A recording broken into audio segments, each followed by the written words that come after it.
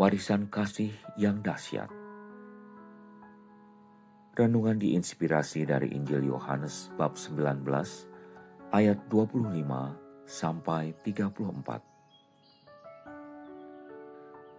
Dekat salib Yesus, berdiri ibunya dan saudara ibunya, Maria istri Klopas dan Maria Magdalena. Ketika Yesus melihat ibunya dan murid yang dikasihinya di sampingnya, berkatalah ia kepada ibunya, "Ibu, inilah anakmu." Kemudian katanya kepada muridnya, "Inilah ibumu." Sejak saat itu, murid itu menerima dia di dalam rumahnya. Sesudah itu, karena Yesus tahu bahwa segala sesuatu telah selesai, berkatalah ia supaya digenapi yang tertulis dalam kitab suci, "Aku haus." Di situ ada suatu bejana penuh anggur asam. Lalu mereka melilitkan suatu bunga karang yang telah dicelupkan dalam anggur asam pada sebatang hisop, lalu mengulurkannya ke mulut Yesus. Sesudah Yesus meminum anggur asam itu, berkatalah ia, "Sudah selesai."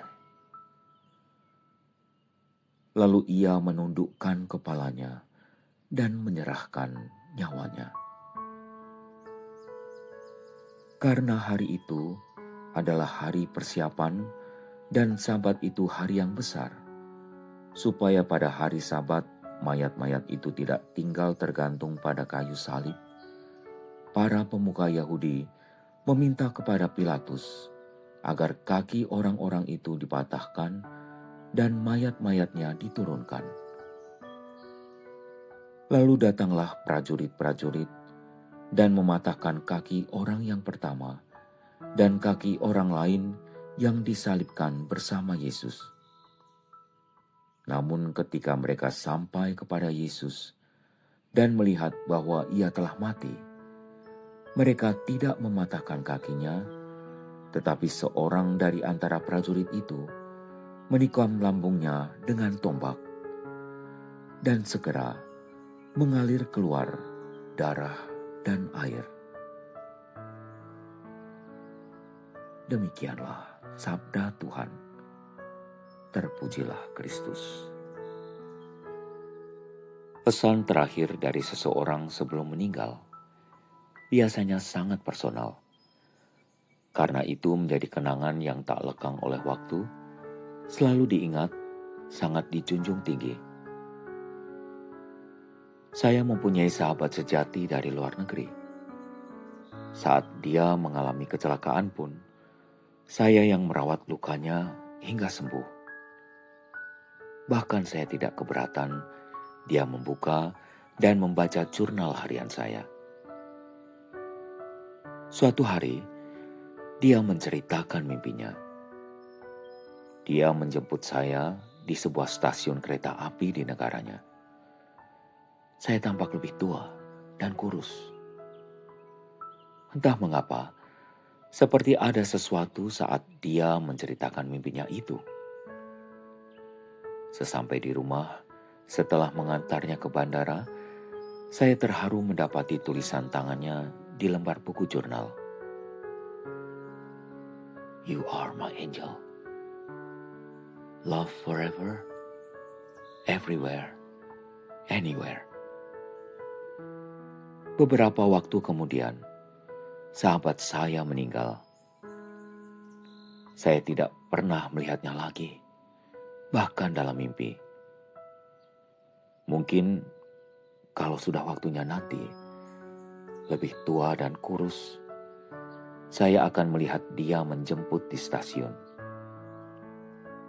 Bagaimana dengan Yesus yang sedari awal tahu bahwa dia harus menderita sengsara, wafat di kayu salib, dan bangkit untuk menyelamatkan manusia? Hidupnya benar-benar seturut kehendak Bapa menggenapi karya keselamatan Allah. Namun selama masa hidup bersama Yesus sebelum wafat dan bangkit, murid-murid tidak sepenuhnya memahami apa yang disampaikannya.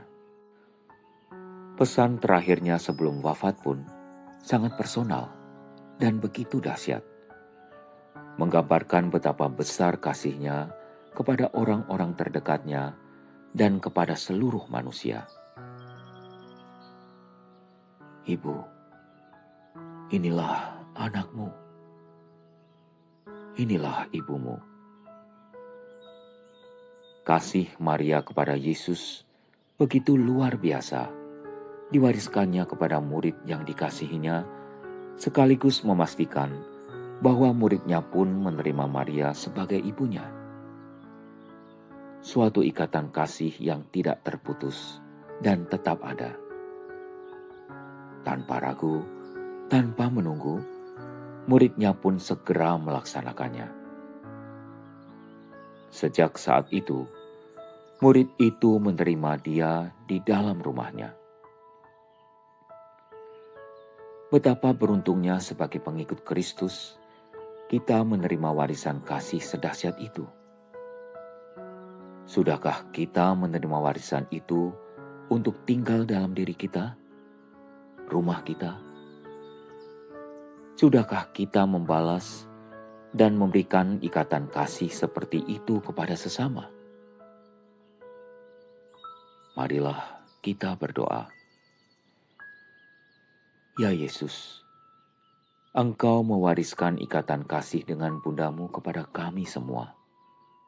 Sayangnya, tidak semua dari kami sadar menyambut, memahami, dan membalas dengan kasih yang sama. Malahan seringkali kami sibuk mencari, mengemis dari orang-orang yang tidak memahami arti kasih itu, bahkan bagi diri mereka sendiri. Pertobatkanlah kami, agar kami benar-benar sadar menerima dan meneruskan warisan kasih-Mu yang dahsyat. Amin.